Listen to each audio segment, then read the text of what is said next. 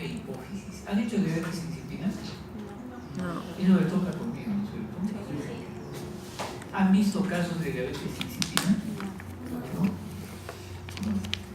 ¿En qué caso sospecharían que un paciente tiene diabetes insípida?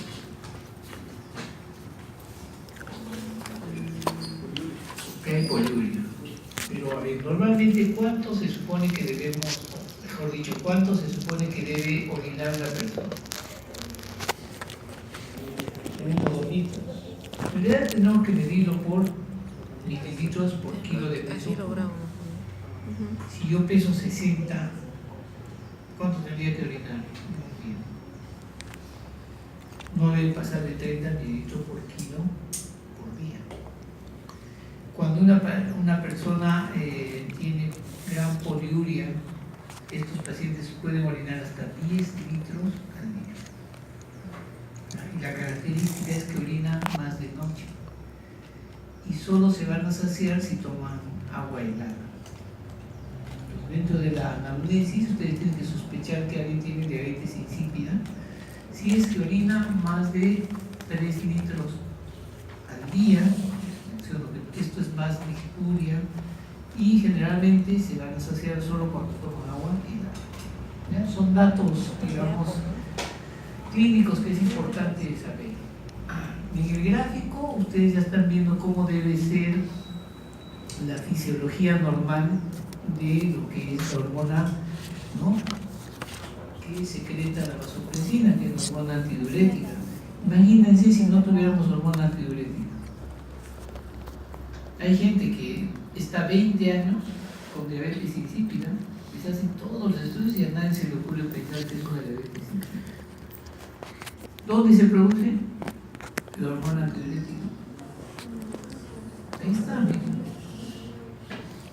¿Dónde se produce? ¿Esto funciona? ¿Ah? ¿Acá? ¿Sí está funcionando? ¿Hay puntero acá? No, así que papaya. Mejor no toca, ¿no? Vamos a hacer con el mouse. ¿Dónde se localiza? ¿Tiene puntero? Permíteme, por favor. Un punto más. A ver. Se supone que se sintetiza. ¿Tálamo? ¿Ah? Núcleo supraespinal. Es donde realmente se sintetiza y de ahí tiene que ir a liberarse. La diabetes insípida, la mayor cantidad se debe a que no existe una secreción a nivel, digamos, central. Existen muchas patologías que van a ver más adelante que pueden ser diagnósticos diferenciales. Existe lo que ustedes conocen como diabetes insípida nefrogénica, ¿verdad? Que es por la falla del riñón, y esto se ve aquí. Los dos tipos de diabetes insípida muchas veces se confunden, siempre van a venir con poliuria. Ahora, dentro del diagnóstico diferencial de diabetes insípida, ¿qué otra enfermedad hay? Diabetes mellitus. Dentro de lo que es endocrino. Hipercalcemia también produce un síndrome poliuria polidística. Está dentro del diagnóstico diferencial. ¿Han visto ustedes esas pacientes que son muy, digamos, tienen una conducta psicológica o psiquiátrica, que todo el día están tomando agua? Pueden tomar hasta 10 litros, por consiguiente van a orinar 10 litros. Eso se llama la polidipsia psicógena. Entonces, dentro del diagnóstico diferencial de la diabetes insípida está diabetes mellitus, hipercalcemia y la diabetes psicógena. Entonces, esta es la parte de fisiología que ustedes deberían ya de manejar. ¿Cómo funciona en realidad ¿no es cierto?, la hormona antidiurética? Acá van a ver ustedes que se forman una especie de túneles que se llaman aquaporinas. Entonces la hormona antidiurética lo que hace es llegar al receptor B2, ¿no es cierto?, del túbulo, y acá están los canales, ¿no? Las aquaporinas son de diferentes tipos, se forman como canales. ¿Han visto ustedes el Paseo de las Aguas? ¿No? Cuando ustedes pasan, ¿no ven ahí esos canales de agua? Algo así, ¿no? Para que tengan una idea. Entonces el agua tiende a tanto ingresar como salir. Entonces la hormona antidiurética estamos hablando básicamente de que actúa por receptores a través del AMP cíclico. Es una hormona, ¿recuerdan la hormona tiroidea? Es la única que actúa de frente al núcleo, aquí no, tiene que tener receptores. ¿Ya? Todo esto se va alterado, por consiguiente entonces va a haber un aumento de las apopolinas y la persona se va en diuresis. Entonces la diabetes insípida es un síndrome clínico, como dice acá, es complejo porque no crean que se presenta secuencialmente, a veces es un poco difícil llegar al diagnóstico, ¿no? Y básicamente se va a caracterizar por esta diuresis constante. La característica, normalmente cuando nosotros miccionamos, ¿cómo sale la orina? Concentrada, ¿verdad? En cambio aquí van a ver que la orina es diluida, es como si estuviera viendo el agua del caño, algo así. Y la otra característica es que hay hipernatremia. Ya les he mencionado de que es la mayor cantidad de diabetes insípida. La que vamos a ver acá es central, o sea, tiene que ver con una falta de liberación de la hormona antidiurética o la falta de producción. Pero también hay otra nefrogénica, y se debe a que hay falta de la ausencia del receptor a nivel del riñón. Entonces, una pregunta siempre común es: ¿cuál es la primera causa de diabetes insípida? Miren el cuadro. ¿Dónde se ve el mayor porcentaje? Traumas, ¿no? Traumas. Los traumas en la cabeza, ya sea traumas cerrados o con penetración, son la primera causa de diabetes insípida. La segunda causa vienen a ser las causas idiopáticas o neoplasias. ¿De acuerdo? ¿Qué tipo de neoplasias? Craneofaringiomas, adenomas hipoficiarios, patologías como disgerminomas, meningiomas, o a veces existen cánceres que hacen metástasis a nivel de la hipófisis, del hipotálamo, fundamentalmente son del pulmón y del riñón. O a veces también linfomas, o también vamos a ver leucemias. Uno puede hacer diagnóstico de un linfoma o leucemia cuando ya hay a veces metástasis. Otra causa importante es la idiopática, pero también se ve en la gestación. Existe esta enzima que se llama la vasopresinasa, que lo que hace es consumir muy rápido la hormona antidiurética. Pero también puede haber genéticamente adquirida, ¿ya? O sea, nacen los pacientes con diabetes insípida. Yo en el hospital habré visto 2 o 3 pacientes durante toda su vida con diabetes insípida. Entonces, ¿cuál es la primera causa? Trauma. Luego los tumores, ¿de acuerdo?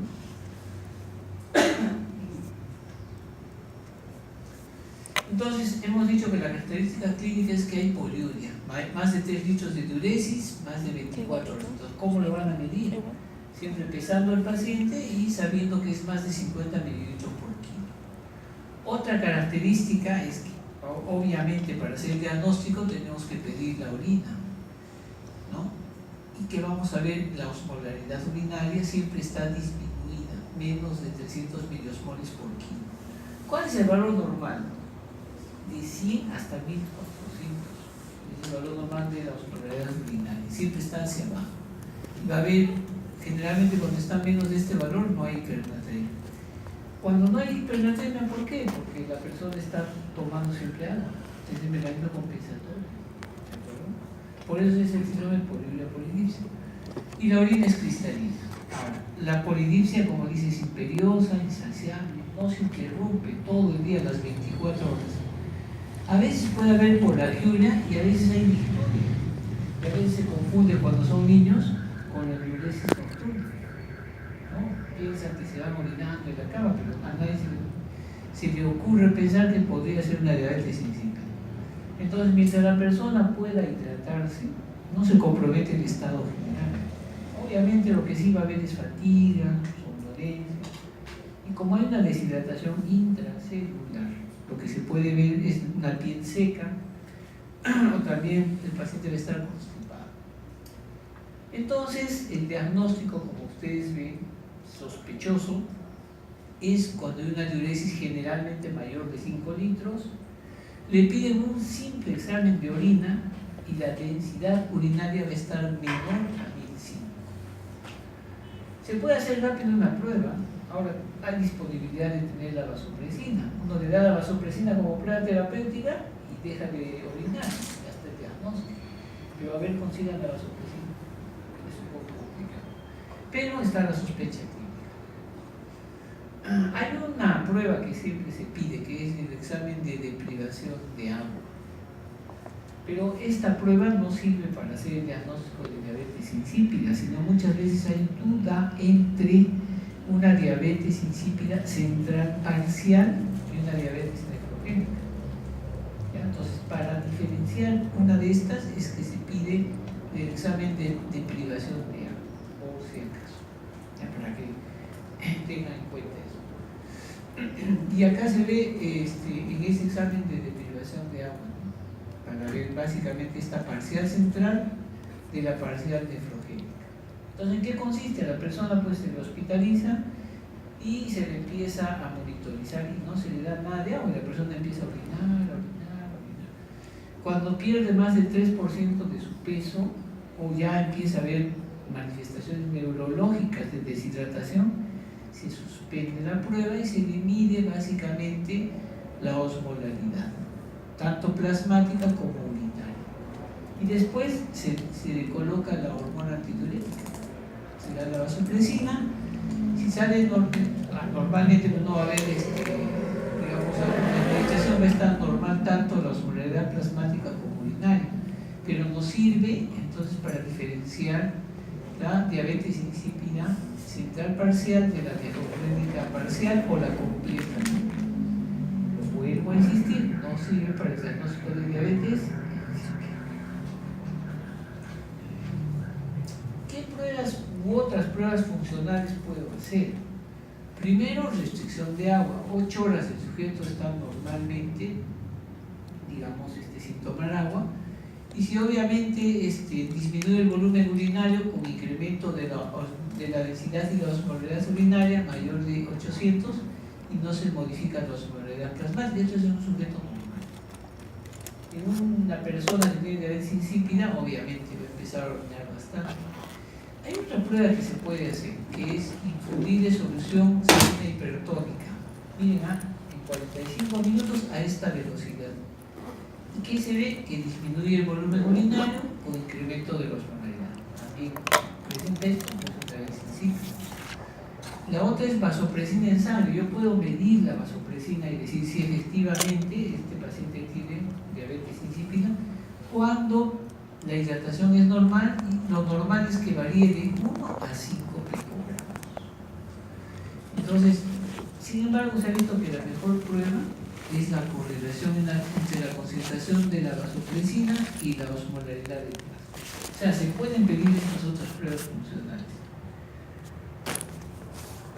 Lo que les mencioné, ¿cuál es el diagnóstico diferencial? Polidipsia psicógena, diabetes mellitus, la diabetes insípida nefrogénica, de hecho, o la hipercalcia.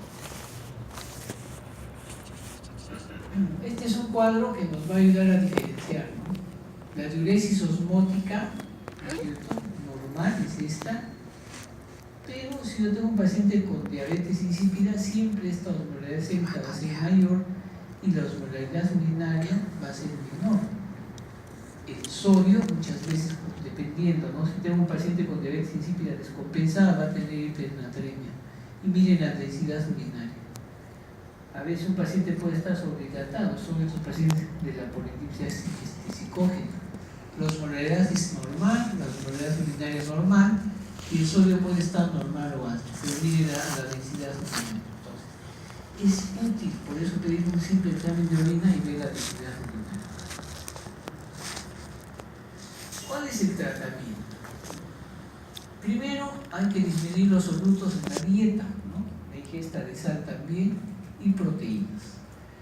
Nosotros le podemos dar diuréticos tiacídicos, se puede combinar con este otro medicamento, pero en realidad son, digamos, son tratamientos paliativos, ¿no? ¿no? O sea, actualmente, bueno, estos tratamientos se daban antes y a veces se pueden dar cuando no existe la hormona antidiurética. Pero en la actualidad nosotros ya tenemos la hormona antidiurética que se llama desmopresina. Esta desmopresina entonces es un análogo. Actúa sobre los receptores B2. ¿Han visto, no sé dónde están los receptores B2 que tienen que ver con la formación de las acuapolinas? Por lo que prácticamente carecen de efecto presor, ¿no? Incluso tienen una actividad antidiurética mayor que la misma vasopresina. Es un antidiurético a los 15 minutos y dura varias horas. ¿Cómo se administra?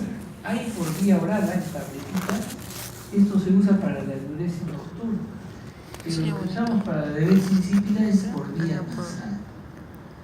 Puede haber también sublingual, pero y a veces hay parenteral o sublingual. Los pacientes que son operados de tumores hipoficiales o tienen traumas hacen diabetes insípidas durante varios días. En la unidad de cuidados intensivos entonces se coloca por vía intravenosa parenteral a difusión continua. Yo no he encontrado complicaciones. Cuando les he pedido a mis colegas de la UCI, me han dicho, sí lo usamos, controla, porque imagínense va a haber una diabetes insípida después de la cirugía. Pero en realidad yo no he encontrado una revisión o un protocolo. Ellos lo usan, les funciona, y si el paciente está en UCI, no va a poder inhalar, ¿no? Y no siempre se utiliza, digamos, la vía secundaria. ¿Qué efectos secundarios tiene la administración de la desmopresina? Cefaleas, náuseas, dolor abdominal. Hay que tener cuidado con la sobredosificación. Los pacientes conocen, ellos saben. Si usan de más, que son un puff, que equivale a una dosis, digamos, la mitad del día, ¿no? Y a veces se olvidan, ¿no? O piensan que no han absorbido por vía nasal. Otra pastilla que se puede utilizar es lo que se usaba antes para la diabetes de mellitus, que es el diabenesio, clorpropamida. Estas son las sulfonilureas de primera generación que se usaban en diabetes mellitus. Puede ser útil para la diabetes parcial, pero actualmente ya no hay en el mercado, ya se ha descontinuado. Lo que hay, miren, ¿qué podrían ustedes utilizar cuando es una diabetes insípida parcial? Carbamazepina, nosotros hemos usado con mucha frecuencia. Clofibrato o diuréticos tiacídicos y también algunos antiinflamatorios. Se podrían usar para una diabetes insípida parcial. A ver, miren, este es un caso, ¿no? Paciente varón de 38 años de edad, alcohólico, en coma con herida craneal. Radiografía de cráneo, trazo de fractura. Miren la diuresis. 170 por hora. ¿No es bárbaro? No, se está yendo por litro. Miren su sodio. 170. Bicarbonato 18, la osmolaridad en plasma 360 y en la orina 70. La urea 45, la creatina obviamente está un poco alta, ¿no? ¿Pero por qué? Por la gran deshidratación. Puede estar haciendo un problema de acidosis tubular, renal. ¿Cuál es el diagnóstico? Este es A, B, C, D, E. ¿Cuál es el diagnóstico?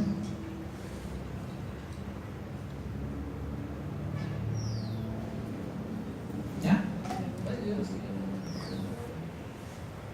¿Cuál?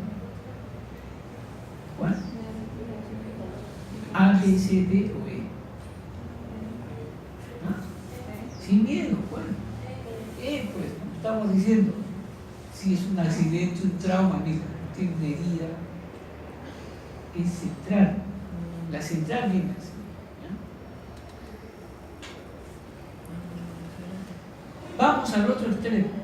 Se producía mucha hormona antidiurética, ahora, o mejor dicho, no se producía hormona antidiurética y ahora se produce en exceso hormona antidiurética. A eso se llama síndrome de secreción inapropiada de hormona antidiurética. Ya también al revés. Mucha hormona antidiurética, ¿qué pasa con nosotros? Entonces vamos a tener hiponatremia. ¿De acuerdo? Entonces, el paciente va a tener un aumento del sodio al inicio y después va a tener una disminución. Ahora, el gen de la hormona antidiurética está localizado en el cromosoma 20. recuerde que se sintetiza siempre en el hipotálamo, donde se almacena en la neurohipófisis. ¿De acuerdo? ¿Quién regula la excreción del agua en los riñones? Ahora, recuerden que hemos dicho que hay 3 tipos de receptores. El receptor 2 está en el riñón, es el que aumenta la reabsorción del agua, pero también hay otros receptores, ¿no? El 1A y el 1B, que están a nivel vascular y hepático y en la hipófisis anterior. Entonces el CIHAD ya también es un síndrome que se caracteriza porque se secreta en exceso la hormona antidiurética. No diluye la orina con ingesta excesiva de líquidos, ¿no? Y lo más frecuente es hiponatremia. Aquí, a diferencia de la diabetes insípida, miren todas las causas. O sea, cualquier paciente en realidad hospitalizado que está descompensado podría tener síndrome de secreción inapropiada. Empezando por enfermedades pulmonares. ¿Qué pacientes no tienen infección? Los asmáticos, los pacientes que tienen EPOC, los pacientes que hacen insuficiencia respiratoria aguda, tumores, todos los pacientes que tienen tumores, linfomas, tumores gastrointestinales, cualquier tipo de tumor pueden hacer una secreción inapropiada. El uso de fármacos, carbamazepina, miren, hay muchos fármacos que se utilizan para pacientes que tienen tumores también. Entonces, es frecuente que nos estén llamando paciente con hiponatremia.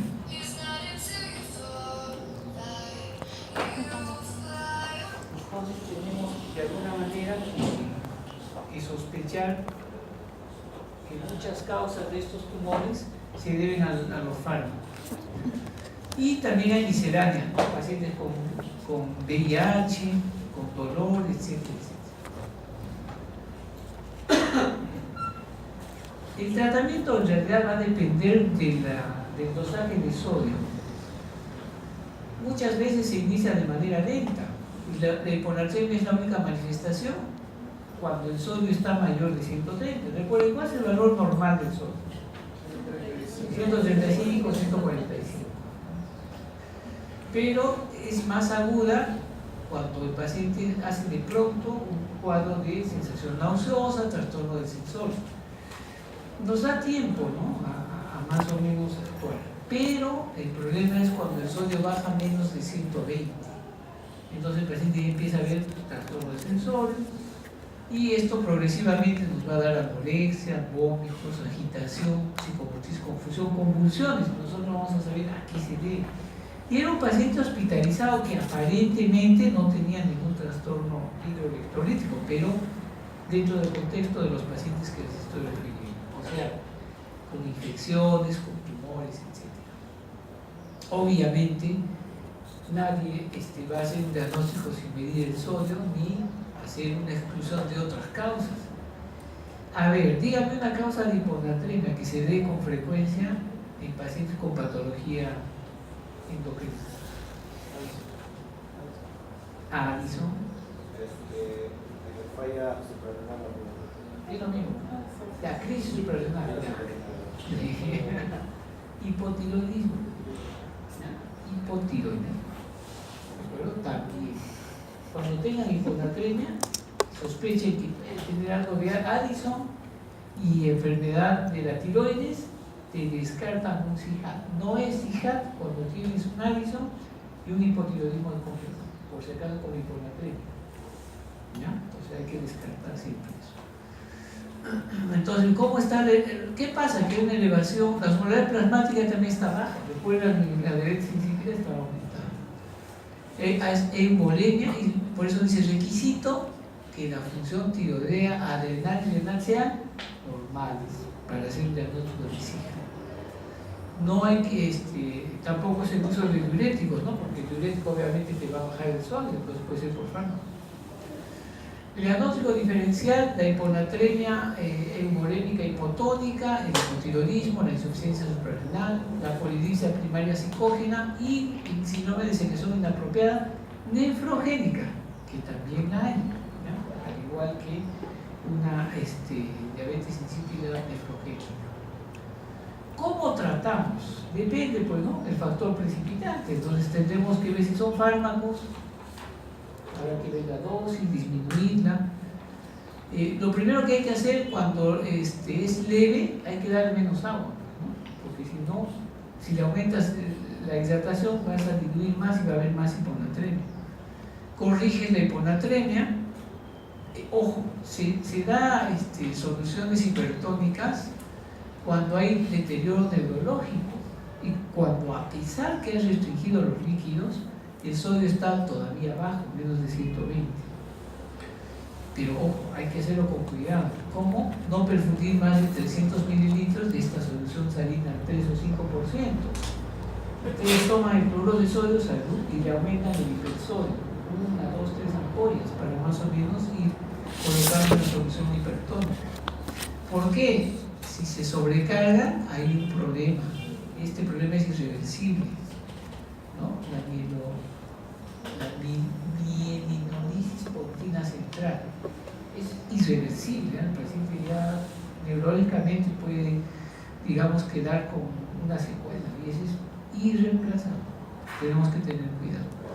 Pero también se puede dar carbonato de litio y la demeglociclina, que es una tetraciclina. Son tabletas que se dan de 900 a 1200 miligramos. Es lo más recomendado. Pero obviamente esa es la era jurásica. Actualmente ya hay otro tipo de medicamentos que se utilizan. Y estos no son tan nuevos, ¿no?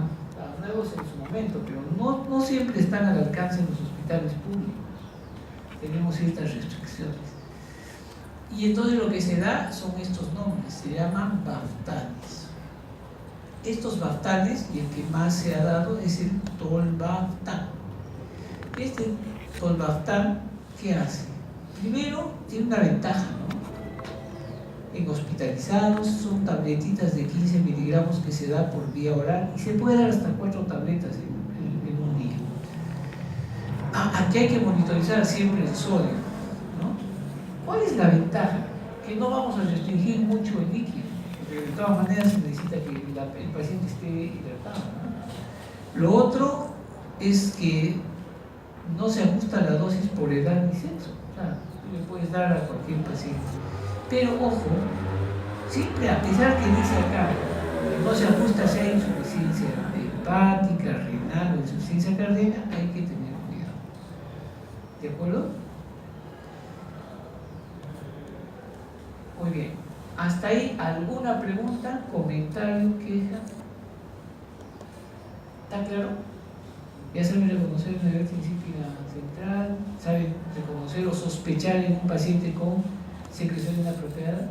¿Sí? Okay.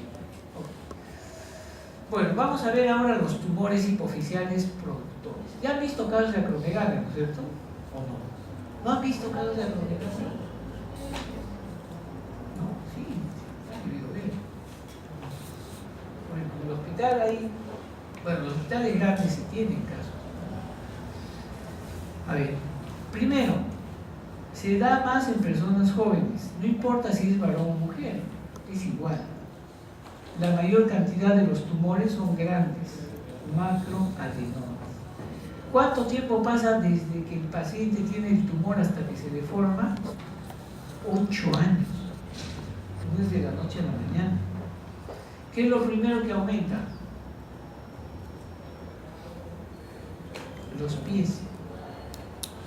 Empiezan a calzar más. Uno le pregunta y dice, qué raro, yo tengo 22 años y he empezado a calzar más. Y las manos y los pies. Y conforme va pasando la secreción y el tiempo, ¿qué van a tener? Prognatismo y después ya, digamos, la deformidad acral. ¿Qué más? Depende, ¿no es cierto? ¿Cuándo decimos que es gigantismo? Cuando comienza antes de la pubertad. Entonces ellos no van a crecer a lo ancho, sino altos. Margarito Machaguay, con gigantismo. Hay jugadores incluso de la NBA que juegan básquet, ¿no? He visto, este es una manaza. Entonces, ¿qué otra característica tiene? no siempre los tumores son solo de hormona de crecimiento, también puede ser que ese tumor secrete prolágeno. ¿Qué porcentaje son? Del 25 al 30% son tumores mixtos. Por consiguiente pueden tener ginecomastia también. Miren esta señora en el año 77 cómo era y en el año 88. ¿Ven el cambio? En 10 años, miren, ¿qué le ha aumentado? Los labios, ¿no? El prognatismo que no lo tenía aquí, la nariz también. ¿Ven cómo ha ido aumentando? Bueno, me dirán, ya pues se deforma y no pasa nada. Sí hay consecuencias. Primero, miren, la mortalidad es mucho mayor en un acromegálico que en una persona que no tenga acromegalia. Y básicamente el problema es este, problemas cardiorrespiratorios y también cerebrales. Y últimamente se está hablando de que puede aparecer neoplasias. ¿Lo ve que es una hormona de crecimiento? ¿Neoplasia dónde? En la tiroides, en la próstata, ¿no? O sea, neoplasias. Y lo malo es el retraso del diagnóstico. Es bien complicado que el diagnóstico se haga muy temprano. Nadie sospecha. Y a veces, si da o se presenta después de los 10 años, la mortalidad es mayor. Entonces, la mayor cantidad de tumores que produce la acromegalia, ¿dónde se encuentra? En la hipófisis. Recuerden, aquí está. El tumor que se produce en la hipófisis va con quién. ¿Cuál es la otra hormona que es prima hermana, siamesa de la hormona de crecimiento? IGF-1 o somatomenina C. Las dos tienen que ir de la mano. ¿Ya? Si no hay la hormona de crecimiento aumentada junto con la IGF-1 que se produce a nivel hepático, entonces no hay acción, tiene que ir de la mano. Tanto así que para el diagnóstico y para el seguimiento se pide la IGF-1. Entonces, la mayor cantidad son tumores que se presentan en la silla turca. Se llaman adenomas hipotalámicos productores de hormona de crecimiento, que cuando se presenta en la pubertad o antes se llama gigantismo, y cuando es después, acromegalia per se. Y desde el punto de vista de la anatomía patológica son células granuladas. Hemos dicho que el 30% pueden ser mixtas, ¿no? Son células que se llaman mamosomotropas. Antes se hacía una tinción, por eso decía que son acidófilas. Y muchas veces el crecimiento es silente. Puede haber un cáncer, sí, podría ser, pero es rarísimo que haya un cáncer que produzca acromegalia. Pero miren lo que dice acá: pueden haber otros tumores fuera de la hipófisis que produzcan hormona de crecimiento, ¿sí?